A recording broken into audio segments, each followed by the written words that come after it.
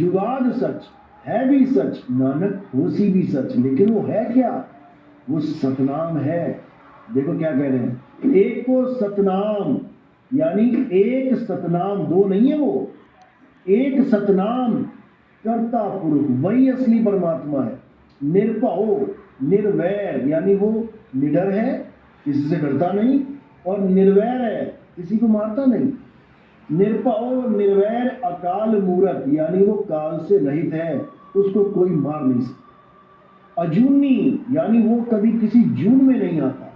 लोग कहते हैं परमात्मा इस शरीर के अंदर है, अरे ये तो जून है, ये तो काया है, जून, 84 लाख जून। लेकिन नानक साहब कह रहे हैं अजूनी, यानी जून के अंदर ना आने वाला परमात्मा इस शरीर में नहीं रहता है। लोग इसी में उलझे पड़े हैं कि परमात्मा शरीर के अंदर रहता है, इसीलिए हम लोग वापस नहीं जा पा रहे हैं अपने घर। एक तोते को पकड़ के लाया कोई, उसको पिंजरे में डाल दिया, अब क्या हुआ, तोता भूल गया, रहता रहता रहता भूल गया अपने घर को।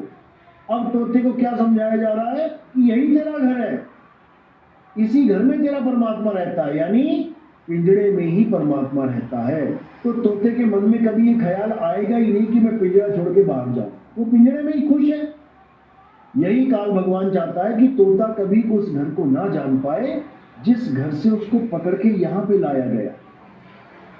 अगर पता लग गया, जैसे कोई जेल में है कैदी, अगर कैदी ये भूल गया कि मैं जेल में हूं, उसको जेल में मजा आने लग गया, तो वो उसको घर समझ लेता है। देखो जेलों में जाके कैसे कैसे कैदी हैं, अपना दबदबा बना के रखते हैं, डॉन बने हुए, वहां बाकियों पे अधिकार चला रहे हैं, हुक्म चला रहे हैं, उनको अपना घर समझ लिया उसने जेल ने, और वो भूल गया कि मैं यहाँ कैदी हूं, मुझे भी फांसी होने वाली है, सब मरेंगे, यहाँ सब मरेंगे, लेकिन कोई ये बताने वाला नहीं मिल रहा कि तू यहाँ कैदी है और तेरा पिता जेल के बाहर है। अगर ये पता लग जाए, ये समझ में आ जाए, तो वो कैदी कहीं ना कहीं से बाहर निकलने की कोशिश करेगा। देखो कैदी कोशिश करते हैं, कई बार सरिया काटने लग जाते हैं, कई बार गड्ढा खोदने लग जाते हैं, उनको पता लग जाता है कि मैं जेल में हूँ और मेरा लक्ष्य क्या है, यहाँ से बाहर निकलना, भागना। लेकिन ये उनके समझ में आता है जो इस बात को मान जाते हैं कि हम जेल में है, हमारा परमात्मा जेल में नहीं है। अगर परमात्मा जेल में है तो फिर मिलना किससे है, फिर तो दोनों अंदर ही हैं, मिले ही हुए हैं। यही चीज समझ में नहीं आ रही किसी को, और पूरा पूरा जन्म बर्बाद करके ऐसे ही जा रहे हैं। तो कबीर साहब क्या कह रहे हैं, कबीर साहब समझा रहे हैं कि सबसे पहले तो ये समझ लो कि परमात्मा तुम्हारी काया में नहीं है, अजूनी है। अजूनी सैभंग गुरु प्रसाद, जब गुरु की दया होती है तब जो प्रसाद मिलता है, प्रसाद वो नहीं कि मीठे चने दे दिए, दाने दे दिए खाने के लिए। प्रसाद का मतलब होता है नामदान। गुरु का असली प्रसाद होता है नामदान। जब गुरु तुम्हें भेद बताता है, कैदी को बताता है कि बेटा निकलना कहाँ से है, वो गुप्त दरवाजा कहाँ पर है जहां से तुझे जेल में डाला गया था और उसके बाद उसको बंद कर दिया गया, वही खुदाई चालू कर, वही दरवाजा है, वो सीधे तेरे घर की तरफ जाता है, लेकिन तुझे पता नहीं है, इसलिए तेरा ध्यान कभी उस दरवाजे की तरफ जाता ही नहीं।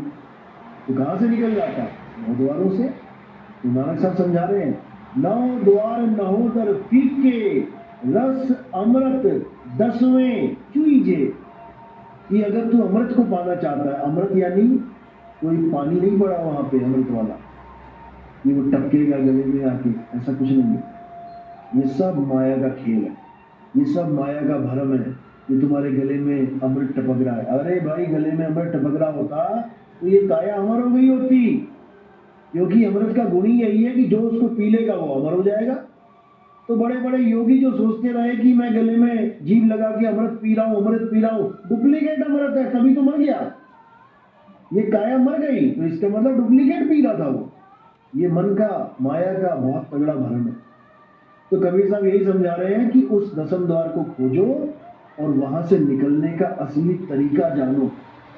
योगी जो प्राण योगी होते हैं वो क्या करते हैं, वो 10वें द्वार को तोड़ के भागने की कोशिश करते हैं।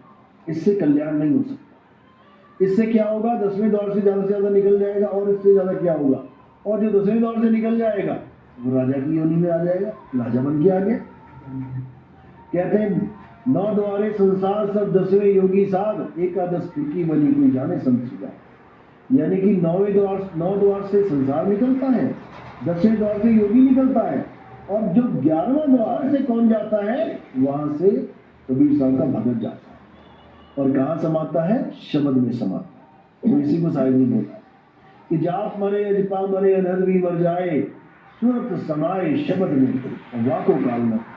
यानी 10वें द्वार से निकलना मुक्ति नहीं है, 11वें द्वार में समाना मुक्ति है। और वो 11वां द्वार क्या है, वो हमारा असली स्वरूप है, हमारा शब्द स्वरूप है, उसी को मुक्ति द्वार कहते हैं। साहिब समझा रहे हैं।